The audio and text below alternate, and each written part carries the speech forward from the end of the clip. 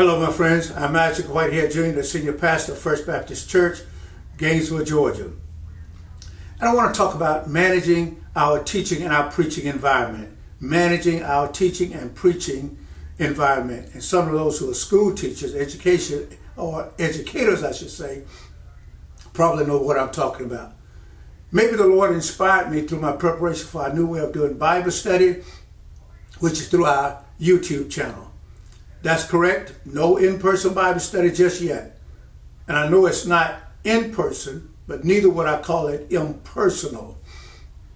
My prayer is that we can and we will still connect and communicate through one of the more popular virtual platforms available to us, and that's YouTube. And I want to say once again a few things about managing our teaching and preaching environment. And I hope that I say enough while not saying too much and cause us to fear ever speaking publicly again. We don't want that to happen. Obviously, we're not as challenged to maintain order and control when done virtually, but perhaps we can prepare ourselves for the day that we go back in person and face to face. I don't recall having any form of training on the proper way of conducting meetings or presiding over a classroom or even preaching. Much of what I have learned has been through observing others, through trial and error, and that's many trials and many errors. And then, of course, mostly through the leading and the guidance of the Holy Spirit of God. Thankfully, I didn't follow my first inclination or give the flesh first choice in the matter. I tried to wait on wiser and calmer and stronger minds to prevail. This may be one of our greatest fears as teachers and public speakers and preachers, the fear that we may not be able to hold and control the attention of the audience. It may be a legitimate fear because it can be challenging. We have to find a way to make our time and effort with the group or the congregation interesting, informative, and hopefully inspiring while maintaining control of ourselves as well as controlling the group or what happens within the group. We have to take the group in the direction we want them to go rather than allow them to push us in a different direction or the way they want us to go. It has to be our agenda that gets top billing and not theirs. And for the preacher, our agenda is God's agenda and God's will that must be done. It's not as easy as it may first appear. In fact, it's a full-time job that begins with trying to manage our own thoughts and behaviors.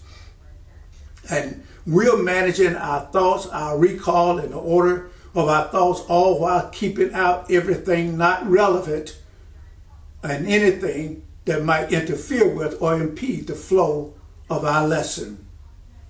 We're managing our behavior and our movements and our position and our posture, all while trying to look dignified and in command of our own faculties. And while managing all that, we have to manage our speech, the flow, the tenor, the tone, and the pitch, and the projection of our speech. Much of this we do unconsciously. It's just automatic. However, that's only the beginning. We also must manage our pain, our problems, and whatever personal issues we may be experiencing so that they don't show up in the class or to the class. Now we get to the class, the group, or the congregation. All these different facets we have to manage at least long enough to get through the class, get through the meeting, or get through the church service. There's the challenge of managing the thoughts, the movements, and the behaviors of others and managing their varied and diverse attitudes and personalities. And I can tell you, my friend, that's no easy task. We've got to be in control and manage everything and everyone in that room, including managing what I call the temperature of the room. There's the danger of losing the crowd. There's the danger of what we say, what we do, and how we say it, how we do it. We can fail to connect with or lose the crowd by the slightest of things. Maybe we're a boring speaker. Maybe it's our habits of movement or speech that irritates people. Or maybe they are too dependent upon us to keep them awake or to excite them. And likewise, maybe we're too dependent upon them to carry us through the session. There's the danger of the crowd causing us to get lost, lose our train of thought, or our place, or even lose our interest altogether. As a teacher, preacher, or public speaker, you're one of the world's greatest jugglers. You have to keep it all going, keep it all together, and keep it all in order, and keep it within a specified and predetermined time period. But what if our subject matter is controversial? Speak on, teach on, and preach on.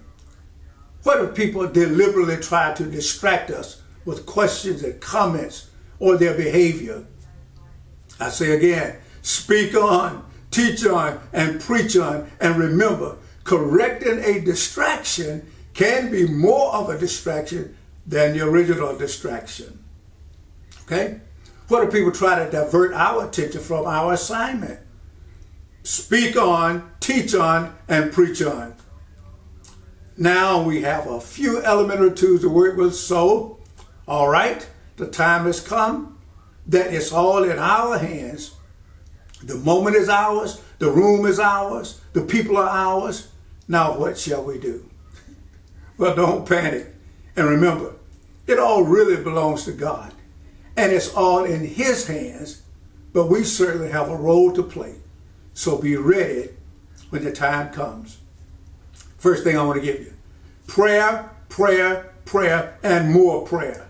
Don't attempt this by yourself. Ask for help. Secondly, planning, planning, planning, and more planning. Know where you are going and how you intend to get there. Thirdly, preparation, preparation, preparation, and more preparation.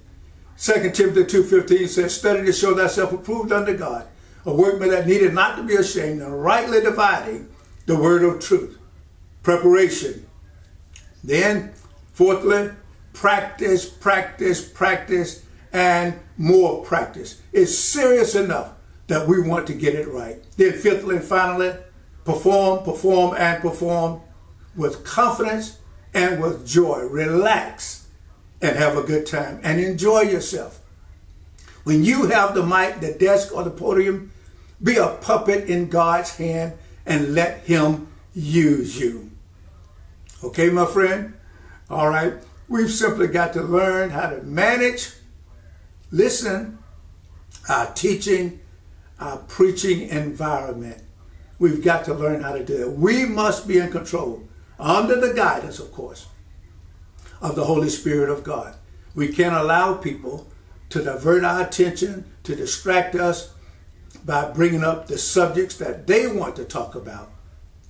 We've got to talk about what God gave us to teach and to preach. So it requires that we stay focused and that we deal with things as they come, manage things properly, manage our environment. In that classroom, you are in control. In the pulpit, at the podium, you, my friend, is in control. At the head of the table, directing the meeting, you are in control. And you and I must learn to manage our teaching and our preaching, the environment, the entire teaching environment and preaching environment. Remember, please, to subscribe to our channel and to share, and we certainly appreciate it. All right, my friend? God bless you. Now get out there and get it done, okay?